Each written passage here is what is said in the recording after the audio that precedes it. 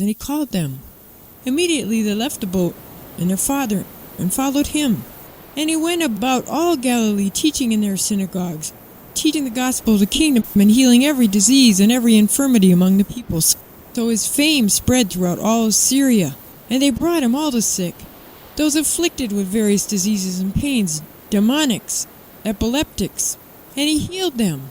And great crowds followed him from Galilee and Jerusalem and Judea, and from beyond the Jordan. Seeing the crowds, he went up on the mountain, and when he sat down, his disciples came to him. And he opened his mouth and taught them, saying, Blessed are the poor in spirit, for theirs is the kingdom of heaven. Blessed are those who mourn, for they shall be comforted. Blessed are the meek, for they shall inherit the earth. Blessed are those who hunger and thirst for righteousness, for they shall be satisfied.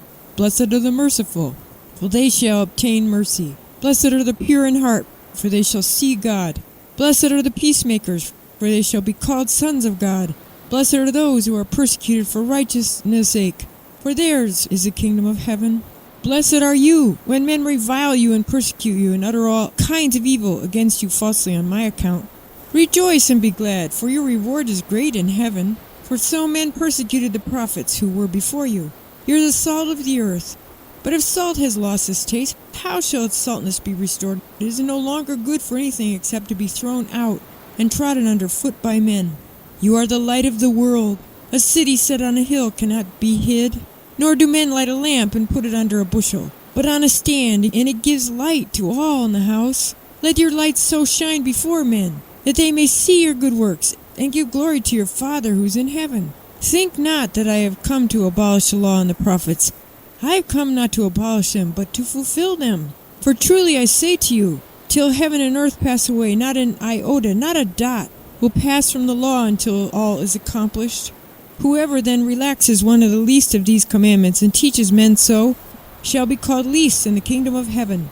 But he who does them and teaches them shall be called great in the kingdom of heaven. For I tell you, unless your righteousness exceeds that of the scribes and Pharisees, you will never enter the kingdom of heaven. You have heard that it is said to the men of old, You shall not kill. Whoever kills shall be liable to judgment. But I say to you that every one who is angry with his brother shall be liable to judgment. Whoever insults his brother shall be liable to the council, and whoever says, You fool, shall be liable to the hell of fire. So if you are offering your gift at the altar, and then there remember that your brother has something against you, leave your gift there before the altar and go. First be reconciled to your brother, and then come and offer your gift. Make friends quickly with your accuser, while you are going with him to court, lest your accuser hand you over to the judge, and the judge to the guard, and you be put in prison. Truly I say to you, you will never get out till you have paid the last penny.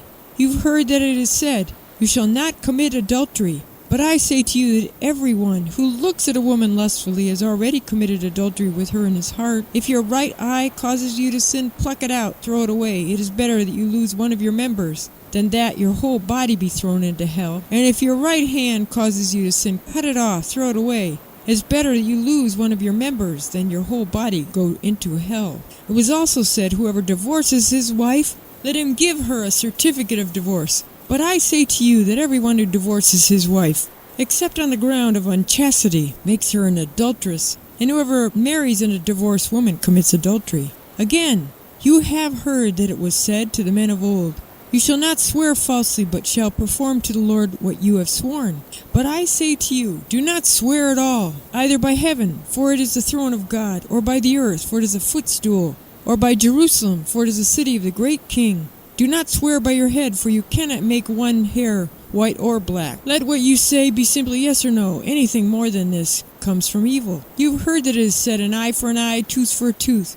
But I say to you, do not resist one who is evil. But if anyone strikes you on the right cheek, turn to him the other also. And if anyone who would sue you and take your coat, let him have your cloak as well. And if anyone forces you to go 1 mile, go with him 2 miles. Give to him who begs from you. Do not refuse him who would borrow from you. You have heard that it was said, You shall love your neighbor and hate your enemy. But I say to you, love your enemies. Pray for those who persecute you, so that you may be sons of your Father who is in heaven. For he makes his sun rise on the evil and on the good, sends rain on the just and on the unjust. For if you love those who love you, what reward have you? Do not even the tax collectors do the same? And if you salute only your brethren, What more are you doing than others? Do not even the Gentiles do the same? You therefore must be perfect, as your heavenly Father is perfect. Beware of practicing your piety before men in order to be seen by them, for then you will have no reward from your Father who is in heaven. Thus when you give alms, sound no trumpet before you as hypocrites do in the synagogues and in the streets, that they may be praised by men. Truly I say to you, they have received their reward. But when you give alms, do not let your left hand know what your right hand is doing, so your alms may be in secret. Your Father who sees in secret will reward you. And when you pray, you must not be like the hypocrites, for they love to stand and pray in the synagogues and at the street corners, that they may be seen by men. Truly I say to you, they have received their reward. But when you pray, go into your room, shut the door, pray to your Father who is in secret, and your Father who sees in secret will reward you. And in praying, do not heap up empty praises as the Gentiles do, for they think that they will be heard for their many words. Do not be like them, for your Father knows what you need before you ask him. Pray then like this: Our Father, who art in heaven, hallowed be thy name. Thy kingdom come, thy will be done, on earth as it is in heaven. Give us this day our daily bread. Forgive us our debts, as we also have forgiven our debtors. And lead us not into temptation, but deliver us from evil. For if you forgive men their trespasses, your heavenly Father also will forgive you. But if you do not forgive men their trespasses, neither will your Father forgive your trespasses. And when you fast, do not look dismal like the hypocrites, for they disfigure their faces that their fasting may be seen by men. Truly I say to you, they have received their reward. But when you fast, anoint your head, wash your face, that your fasting may not be seen by men, but by your Father who is in secret. Your Father who sees in secret will reward you. Do not lay up for yourselves treasures on earth, where neither moth nor rust consumes, and where thieves do not break in and steal. For where your treasure is, there will your heart be also. The eye is the lamp of the body. So if your eye is sound, your whole body will be full of light. But if your eye is not sound, your whole body will be full of darkness. If then the light in you is darkness, how great is the darkness? No one can serve two masters, for either he will hate the one, love the other, or he will be devoted to the one, despise the other. You cannot serve God and mammon. Therefore I tell you, do not be anxious about your life, what you shall eat, what you shall drink, nor about your body, what you shall put on. Is not your life more than food, and the body more than clothing? Look at the birds of the air. They neither sow nor reap, nor gather into barns, and yet your heavenly Father feeds them. Are you not of more value than they? And which of you, by being anxious, can add 1 cubit to his span of life? And why are you anxious about clothing? Consider the lilies in the field, how they grow. They neither toil nor spin. Yet I tell you, even Solomon in all his glory was not arrayed like one of these. But if God so clothes the grass of the field, which today is alive and tomorrow is thrown into the oven, will he not much more clothe you, O men of little faith? Therefore do not be anxious, saying, What shall we eat? What shall we drink? What shall we wear? For the Gentiles seek all these things, and your heavenly Father knows that you need them all. But seek first his kingdom and his righteousness, then all these things shall be yours as well. Therefore, do not be anxious about tomorrow, for tomorrow will be anxious for itself. Let the day's own trouble be sufficient for the day. Judge not, that you be not judged. For with the judgment you pronounce, you will be judged, and the measure you give will be the measure you get. Why do you see the speck that is in your brother's eye, but you do not notice the log that's in your own eye? Or how can you say to your brother, Let me take that speck out of your eye, when there's a log in your own eye? You hypocrite! First take the log out of your own eye, and then you will see clearly to take the speck out of your brother's eye. Do not give dogs what is holy. Do not throw your pearls before swine, lest they trample them underfoot and turn to attack you. And it will be given you. Seek, and you will find. Knock, and it will be opened to you. For everyone who asks receives, and he who seeks finds, and to him who knocks it will be opened. Or what man of you, if his son asks him for bread, will give him a stone? Or if he asks for a fish, will give him a serpent?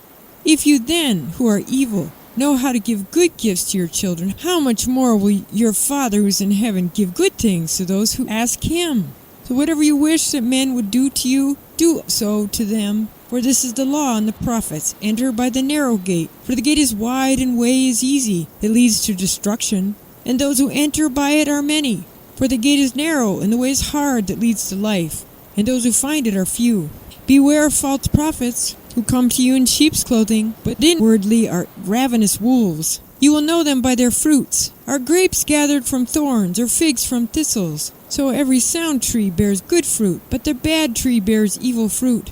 A sound tree cannot bear evil fruit, nor can a bad tree bear good fruit. Every tree that does not bear good fruit is cut down and thrown into the fire. Thus you will know them by their fruits. Not every one who says to me, Lord, Lord, shall enter the kingdom of heaven, but he who does the will of my Father who is in heaven. On that day many will say to me, Lord, Lord, did we not prophesy in your name, and cast out demons in your name, and do mighty works in your name? And then will I declare to them, I never knew you. Depart from me, you evildoers. Every one then who hears these words of mine, does them, will be like a wise man who builds his house upon the rock. And the rain fell, the floods came, winds blew, and beat upon that house. But it did not fall, because it had been founded on the rock. And everyone who hears these words of mine and does not do them will be like a foolish man who built his house upon the sand. Rains fell, floods came, wind blew and beat against that house, and it fell. And great was the fall of it. And when Jesus finished these sayings, the crowds were astonished at his teaching. For he taught them as one who had authority, and not as their scribes. When he came down from the mountain, great crowds followed him. Behold, a leper came to him and knelt before him, saying, Lord, if you will, you can make me clean. And he stretched out his hand, touched him, saying, I will, be clean. Immediately his leprosy was cleansed, and Jesus said to him, See that you say nothing to anyone, but go, show yourself to the priest. Offer the gift that Moses commanded for a proof to the people.